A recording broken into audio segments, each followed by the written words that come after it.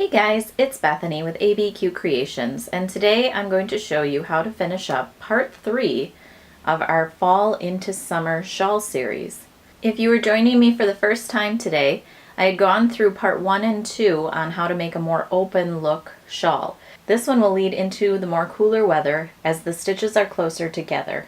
I will link to parts 1 and 2 down below if you're interested in checking out those tutorials as well. You'll notice I didn't add any fringe to this project, but I do show at the end of the tutorial how you can add fringe to your project if that's something you'd like to do. So just stay tuned once I finish up the tutorial on how to complete this shawl. Here are the supplies you will need to get started with today's tutorial. Yarn. For my tutorial, I used Peaches and Cream in red, which is a cotton yarn. Just keep in mind if you're using a cotton yarn that it can shrink up if you wash and dry it in the dryer, so follow the care instructions carefully on the tag. Otherwise, you can use any worsted weight yarn for this project. A crochet hook. For today's tutorial, I'm using a size K or a 6.5 millimeter. Scissors and a yarn needle for weaving in your ends. Let's get started. To get started with our shawl, we're going to chain on in multiples of 2 plus 5. So I'm actually going to chain on 207 stitches for this shawl.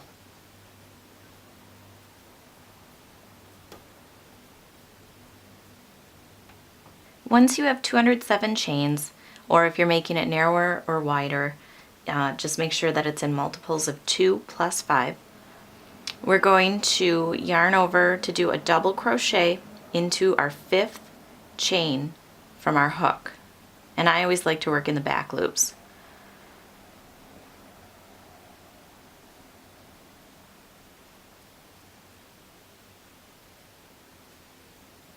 Okay, so we've created our first loop. We've got 2 on the bottom, 2 on the side, and 2 on the top. So what we're going to do, working this pattern all the way across, is we're going to chain 1, and then we're going to skip a chain and do a double crochet into the next chain.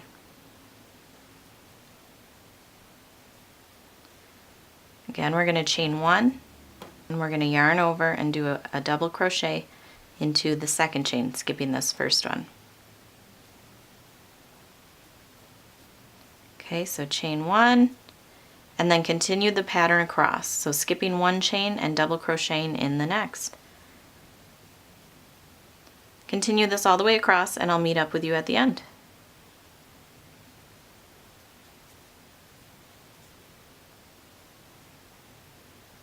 Once you come to the end of the row, you should have something that looks like this.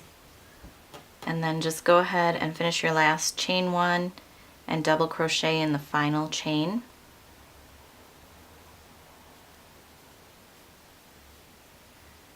Okay, now we're going to start decreasing right away to create our triangle. So we're going to chain 2, turn our work, and on the start of our second row, we're going to do a double crochet decrease. So we're going to yarn over and insert our hook into the top of that last double crochet from the previous row.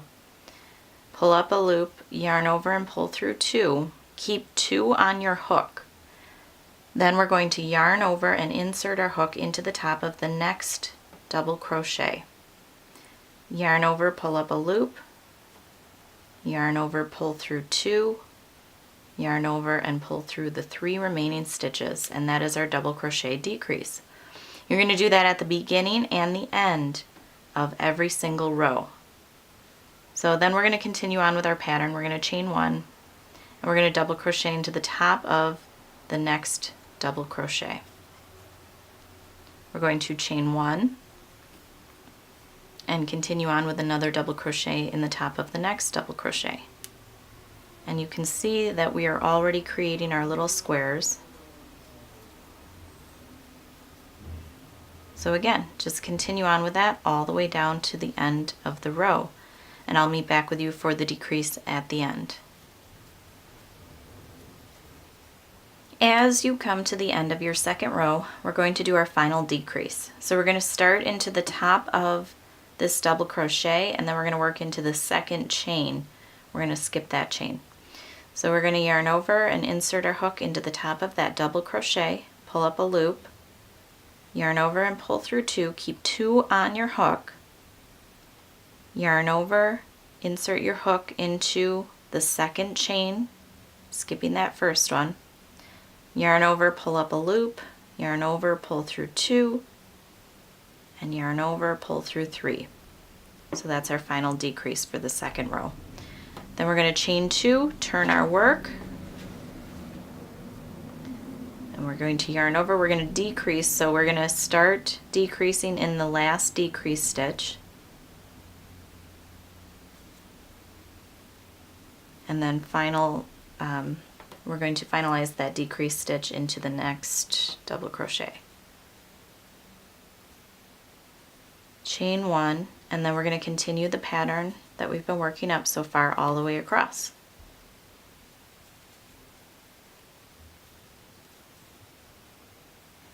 So go ahead and complete this row. I'll meet up with you at the end of the third row to show you the decrease on this row, and then we'll continue our pattern all the way up until we reach the point of our shawl.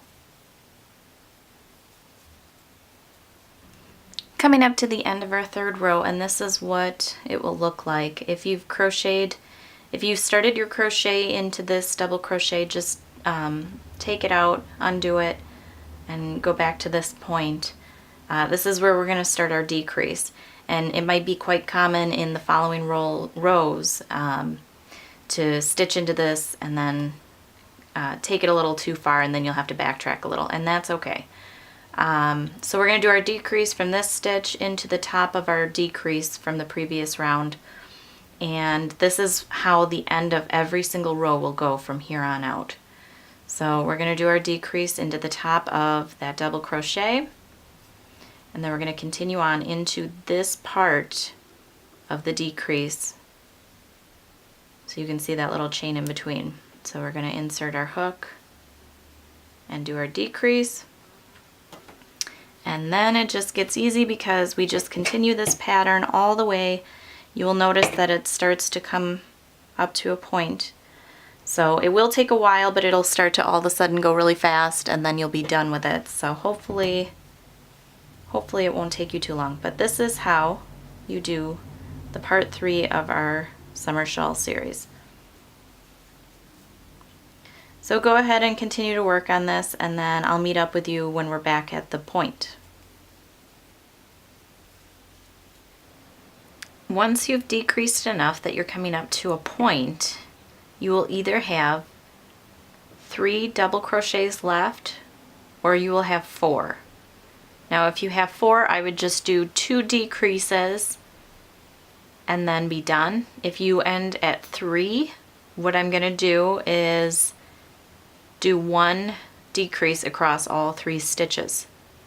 So to do that, you start just like a regular decrease, inserting your hook, pulling up a loop, and then pulling that through 2. For this one, we're going to insert into the middle double crochet, and then instead of pulling through all 3 here, we're going to yarn over again and then go into the top of that last stitch. And then you're going to yarn over, and you're going to pull through 2, yarn over, and you're going to pull through all 4 loops on your hook. So that's our final decrease, and it will bring it to a nice point. Now I'm going to chain 1 to seal it off. I'm going to clip my end. I'm going to weave in all my ends, which I'll just have at the beginning and at this point. And then I'll show you the pictures of what it looks like on the mannequin. Thank you guys so much for watching. I hope you guys have a great day. If you guys have any questions or comments, please leave them for me down below. Make sure to give this video a thumbs up if you've enjoyed it, and subscribe to my channel to stay up to date on all of my current projects.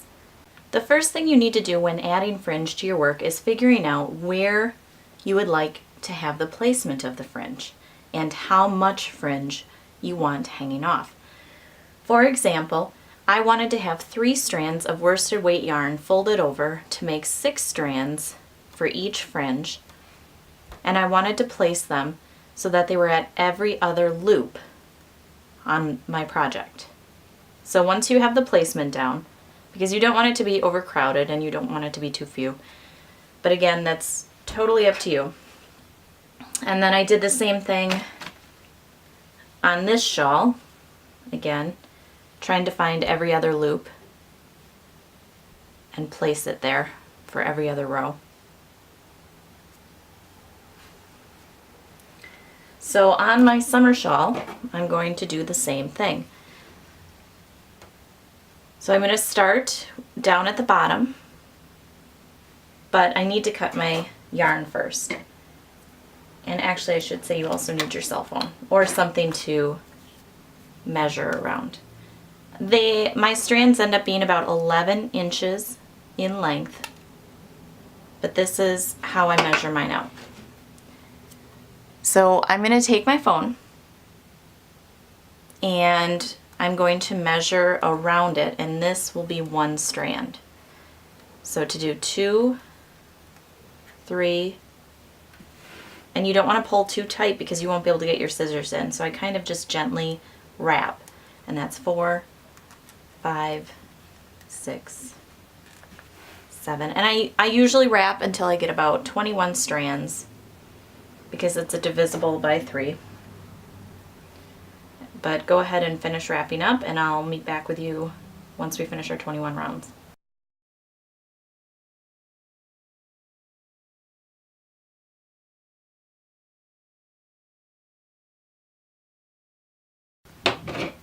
Okay, after you have about 21 strands, and it's not, you don't have to be exact with it. I wouldn't do too many more than that because the bulkier you get up here, the more uneven the strand lengths will be.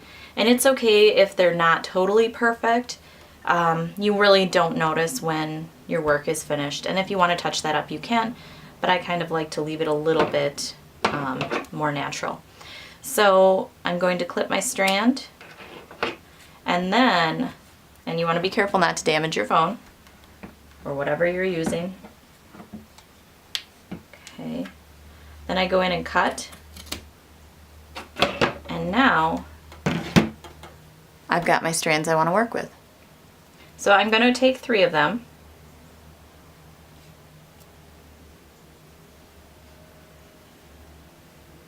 Okay, and you try to line them up. Again, some will go just a little bit longer. Just got a hair in there. Some will go just a little bit longer than others, and that's okay. So you're going to join them at the tip and keep this loop open. You're going to find on your work where you want to place it. So I'm going to start at the tip of my shawl. Now I'm going to just place my hook. Here, let me get the back out of there. Okay. I'm going to place my hook through where I want to place my fringe. I'm going to take my folded over strands and get right in the middle. I'm going to pull it through that loop and do like a yarn over here, and then I'm going to pull all 6 of the strands through that loop and pull tight. And that's our first fringe. So we're going to go ahead and continue this. So again, you want to figure out where you want each of your strands to be placed. So you just kind of eyeball it and figure where you would like to most see it. I think I'm just going to go for these loops on each of these, and then I'll see where it goes. So you can even start by placing your hook there. Grab 3 more strands.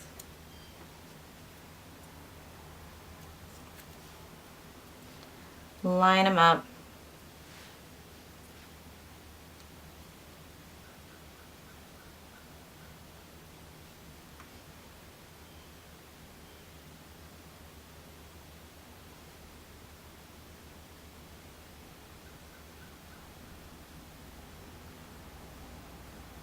And pull tight.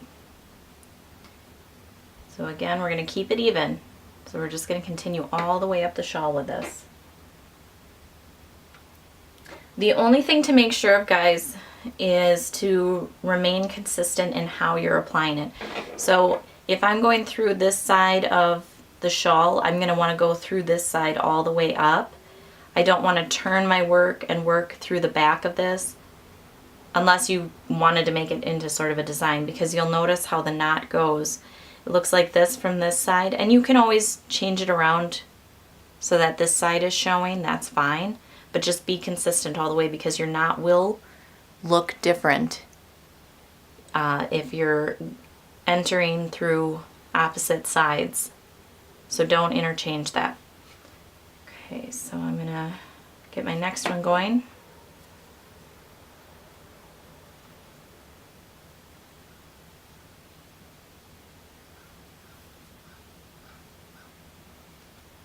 And that is how you add fringe. Thanks so much for watching, guys. If you have any questions or comments, please leave them down below.